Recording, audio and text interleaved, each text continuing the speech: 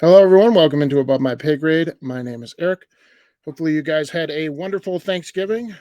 We did here. I definitely overate, but it was delicious. My wife's a good cook. Um, but the news does not sleep during the holidays, and I was watching a couple things. There's more stories developing, and I'm going to do a couple more videos over the weekend. But there's a economist I follow, Mohammed Al Arian, and he's not too hyperbolic. He's a pretty level-headed thinker, and he said some scary stuff over the last couple of days that I wanted to go over with you. So let's take a look at this article from Market Watch, and at the top here it says, "Brace for violent shocks that may reshape the global economy forever," warns top economist Mohammed Al Arian. And one of the things I do tell people is the rate of change that we've seen in the American economy. I think we had around in 2008 we had around $9 trillion in debt, and so we've tripled that in 13 years. And this country's been around 250 plus. So in 9 of those years, we tripled our national debt. Just rate of change alone, you got to think, well, we're in unprecedented times. That would be correct. That's kind of how I shape everything. So when he talks about violent shocks, I think that's the underpinning of what he's talking about. Is um, a lot of people think, oh, we've had recessions before, we've dealt with this before, but no, we haven't. We haven't actually dealt with this amount of debt. Down the article, it says markets should brace for severe recession that might forever change the world economy. Mohammed Al Arian says, and I think it will, especially if we have a currency collapse or currency war, which is going to happen. Whether that happens, when it happens, I don't know, but the math just says these currencies have to fail when it comes to the national debt. So it either fails through inflation or it fails through not paying back its debts. But one way or another, it's failing. Further reading here, three new trends in particular hint at such transformation and are likely to play an important role in shaping economic outcomes over the next few years. The shift from insufficient demand to insufficient supply as a multi as a major multi-year drag on growth, the end of boundless liquidity from central banks, and the increasing fragility of financial markets. So those are the three things he's looking at. So the supply side, yes, I think a lot of inflation has to do with supply, but we have, I guess, the word is sufficient or efficiency, but they're not able to withstand any kind of change. So there our supply chains are very efficient, but they're not very resilient. And so if there is some kind of change, we do this just in time supply chain. There's a lot of issues on top of the fact that trade is breaking down because when the currency, a lot of people don't understand this, but the currency is the bedrock of trade, right? So what are we trading for? We're not trading, rice for beans necessarily. We're trading rice if we sell that or oil for a currency. And if that currency is having issues, obviously trade is going to have issues as well. And there's a lot of people that are looking at that as the cause for these insufficient supplies. And then he says boundless liquidity from central banks. Um, I've been thinking about this. I'm going to do a video on this, but I don't hear. I've heard people like Danielle DiMartino Booth, who's also very good, talk about Jerome Powell based off of because everyone thinks Jerome Powell's lying.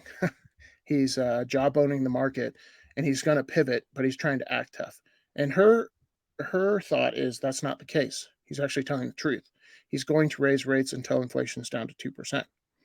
And if that is true, and he wants rates to never go back to zero, that does change everything. Because when money is free, it flows like water, and it causes a lot of problems like inflation and zombie companies who can't even make their payments. But as soon as money starts to tighten up, you're going to see companies fail. But in the long run, tight money or market set money interest rates is more healthy for an economy because you're not running a business based off of credit, right? You actually have to make a profit in order to make your debt payments.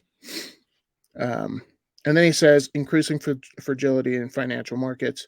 I think internationally is what he's referring to. So those three factors I would agree with him on. And then El-Erian's warning comes as institutions, including the International Monetary Fund and Institute of International Finance, forecast economic slowdown next year. That's it. Just putting it lightly. Very lightly. El-Erian said that the analyst needs to shift away from the mindset that the downturn will be short, sharp recession. A way of thinking, he warns, has driven the Fed characterization of inflation as merely transitory, even as prices crept up last year. So, assuming Jerome Powell is telling the truth, these supply chain issues and war and international distrust and no politician actually thinking about the supply and demand curve. They're more thinking about how do we give our people money? How do we get votes? And they're not trying to fix supply of, let's say, I don't know, energy, the most important thing. And so, yeah, I would agree with him. I don't think it's going to be short. I've thought about this. I think because if inflation gets down to 2%, that comes with a cost. That's what a lot of people don't realize is inflation at 2% means that our economy demand had to be destroyed for that to happen. So what's on the other end of that? A lot of pain. And that's long-term pain in my humble opinion. But the other side is we have a decade or more of 10 to 15% inflation that the government says is 5 to 8. Okay. Further reading here. But these changes will affect individuals, companies, and governments, economically, socially, and politically. And socially is the one I'm worried about.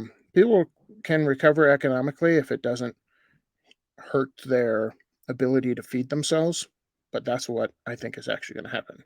People's ability to feed themselves and stay warm in the winter is going to be affected. Until analysts wake up to the probability that these trends will outlast the next business cycle, the economic hardship they cause is likely to significantly outweigh the opportunities they create. From a guy who is pretty level-headed, that makes me a little nervous. Like I said, he's pretty measured in his approach, and him saying this should wake people up. And the people who are on the other side of El-Erian, they might have a point, but I just, it's simple. It's just math. So if we have this much debt and then we have inflation, how does that keep going? It can't. And people have faith that this currency is valuable. Those two things can't exist at the same time, in my humble opinion. Let me know what you guys think in the comments below. Again, hope you guys had a good Thanksgiving. See you guys in the next one. Peace.